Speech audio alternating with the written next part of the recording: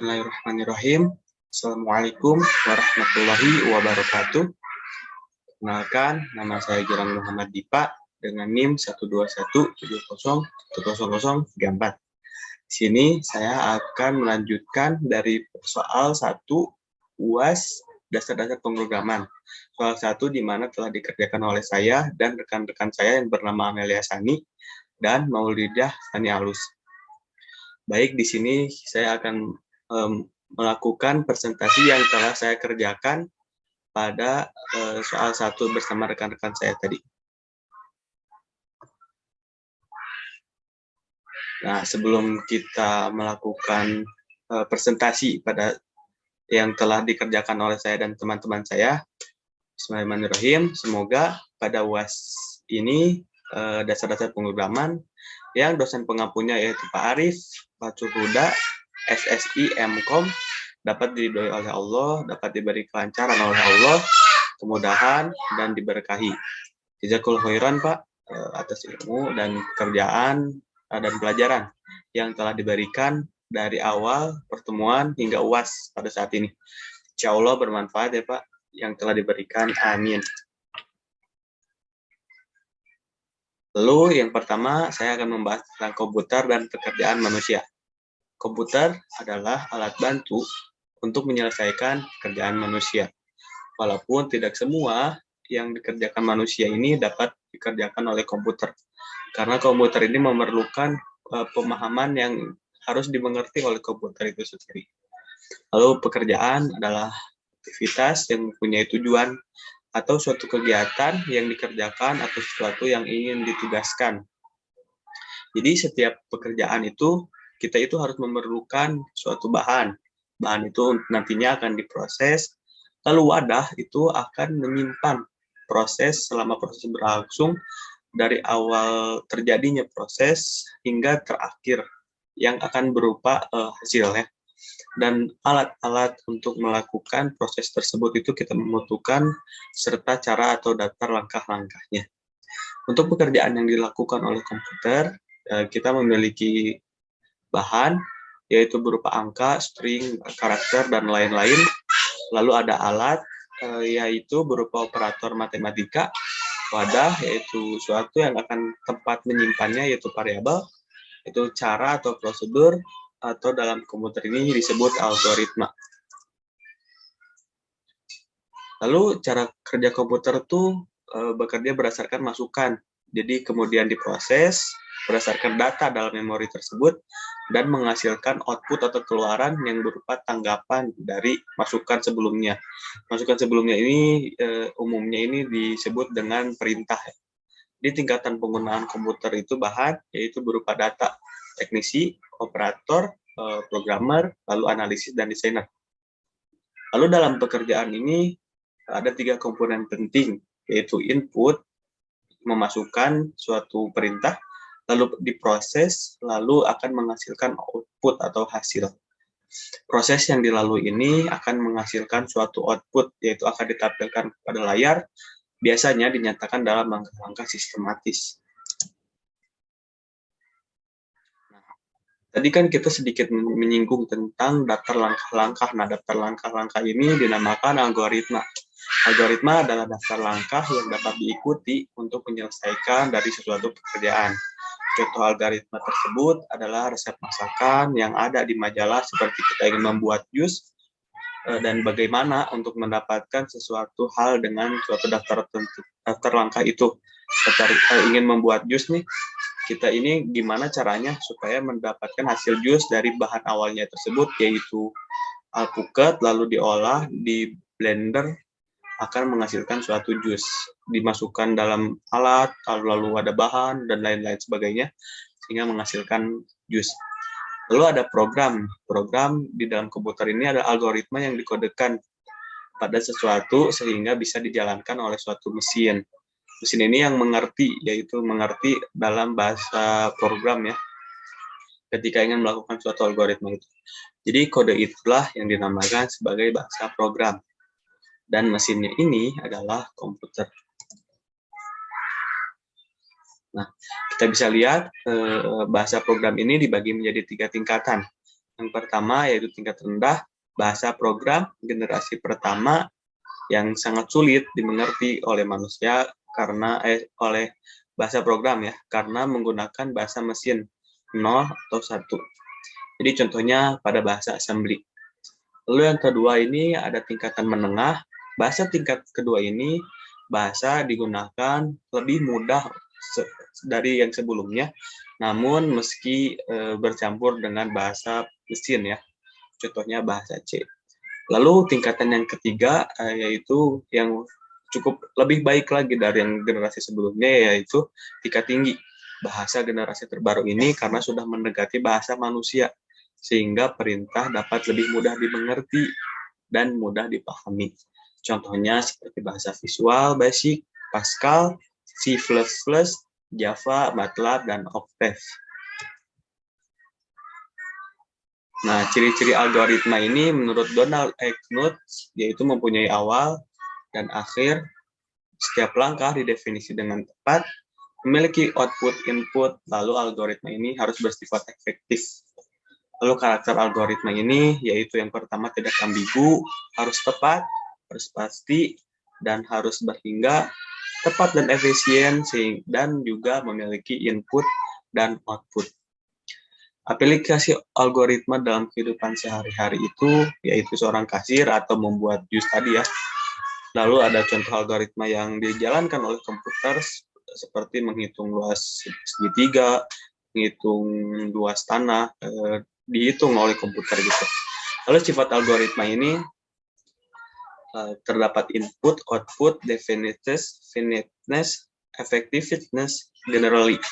Lalu ada elemen dari algoritma itu sendiri, yaitu data adalah bahan yang diolah atau diproses oleh komputer. Lalu ada variabel adalah wadah dari data itu sendiri, lalu diproses. Lalu ada operasi matematika, yaitu adalah alat untuk mengelola dari data tersebut. Nah, apa sih hubungan algoritma, pekerjaan, dan komputer? Algoritma ini adalah langkah-langkahnya untuk menyelesaikan suatu permasalahan. Lalu ada program atau pekerjaan di dalam komputer ini adalah realisasi dari daftar langkah-langkah tersebut atau algoritma dalam bahasa program. Itu program ditulis dalam satu bahasa pemrograman yang dimengerti oleh komputer ya, dan kegiatan membuat program disebut pemrograman atau programming yang dapat diselesaikan menggunakan suatu alat yang dinamakan komputer. Nah, kita tadi sudah melihat ya ada variabel, data, dan operator. Nah, apa sih itu variabel? Variabel itu adalah merupakan alamat memori untuk menyimpan data. Sedangkan tipe data adalah jenis data yang dapat disimpan dalam variabel. Aturan penamaan variabel itu yang pertama, tidak boleh lebih dari tidak boleh didahului oleh angka.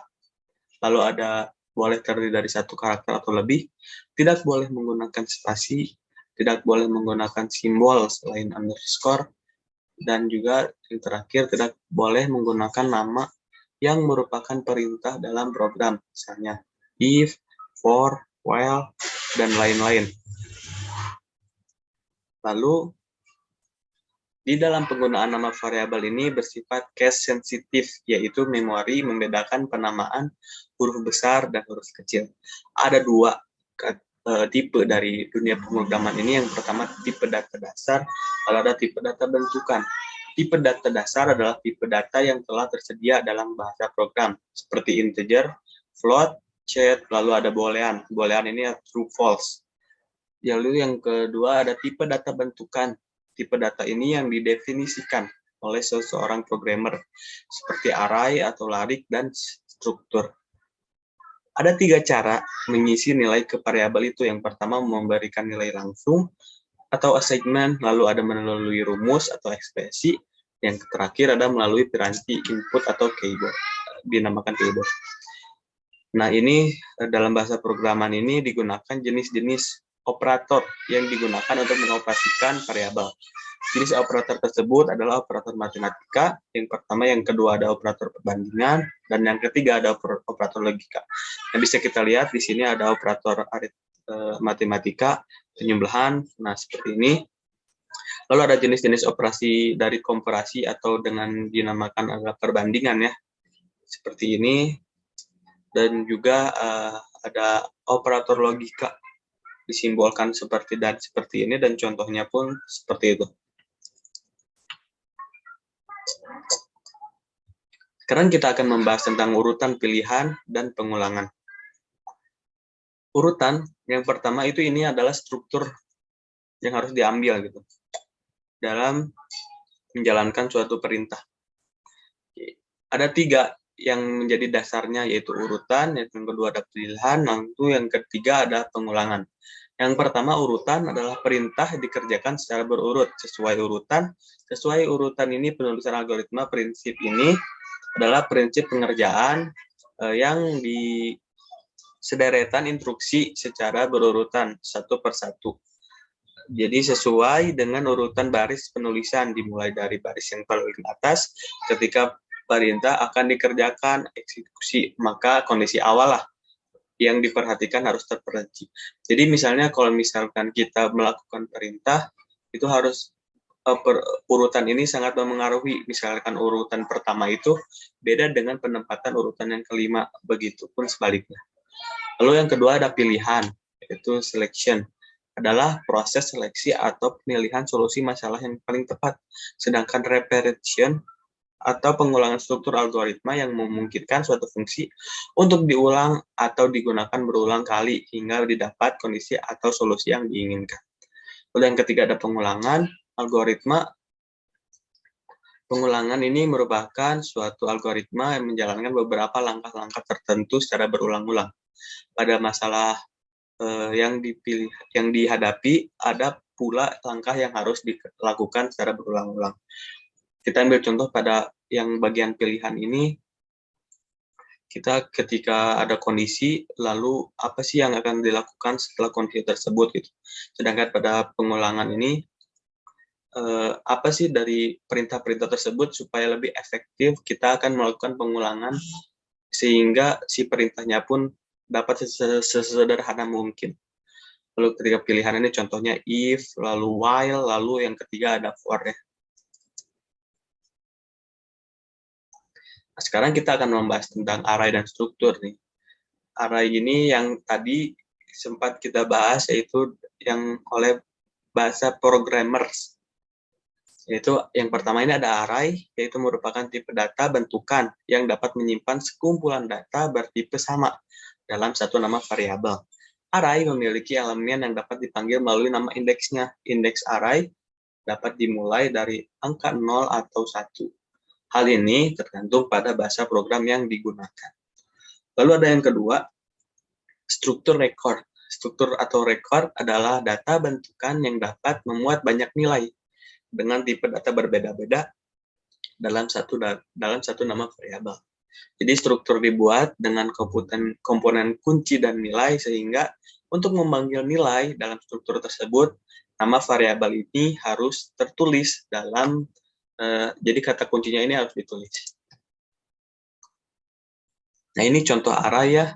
Misalnya data 0, data 1, data 2, data 3, data 4, data 5. Ini ditulis A, C, D, F, H, J.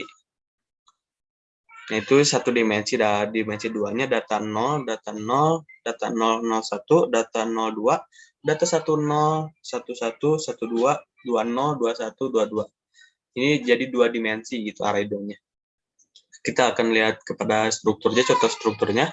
Terdapat pemesanan variabel bertipe struktur, contohnya tipe mahasiswa, struk, nama, string, name, string, jika char, and daspro, float, and calculus, float. Artinya, variabel mahasiswa memiliki kuncinya tadi, kata kuncinya yang telah dijelaskan, yang telah dituliskan, lalu akan menghasilkan dari tipe data. Lalu, bagaimana cara aksesnya? Cara aksesnya nama, underscore, struktur, titik kunci. Contohnya mahasiswa titik nama ya.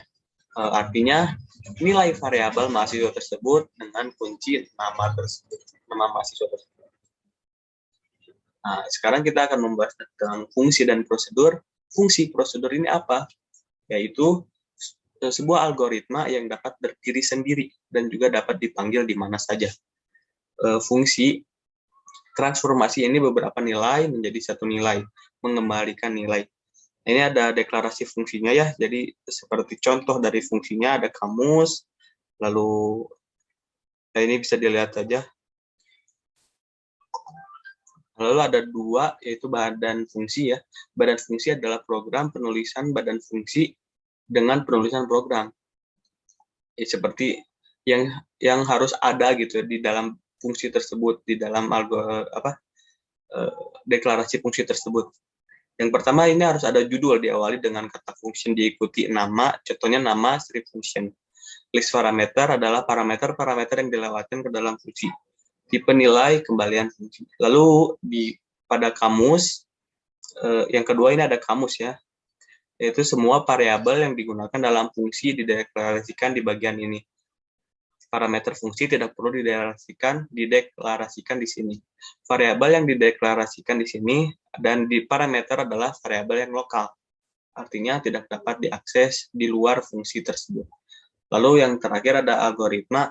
Isi dari algoritma sama dengan algoritma program. Ada perintah untuk pengembalian nilai fungsi. Perintah untuk kembalian nilai fungsi ini adalah nilai. Ini contoh dari prosedur ya. Deklarasi prosedur tuh ada kamus. Contohnya di sebelah kiri. Nah, penulisan badan prosedur ini diawali juga oleh judul, diawali dengan kata prosedur, nama, underscore, prosedur. List parameternya adalah parameter-parameter yang dilewatkan ke dalam prosedur. Jenis parameter ini yaitu ada input output. Lalu ada penjelasannya, ini setnya itu keadaan awal, keadaan sebelum prosedur dilaksanakan, lalu ada final state, keadaan yang setelah prosedur itu dilaksanakan. Lalu ada juga kamus. Jadi yang ada di kamus ini, semua variabel yang digunakan dalam prosedur dideklarasikan di sini. Parameter prosedur tidak perlu dideklarasikan. Variabel yang dideklarasikan di sini adalah parameter lokal gitu, variabel lokal. Artinya tidak dapat diakses di luar prosedur tersebut. Lalu yang terakhir juga memiliki algoritma. Isi dari algoritma ini sama dengan algoritma di dalam program.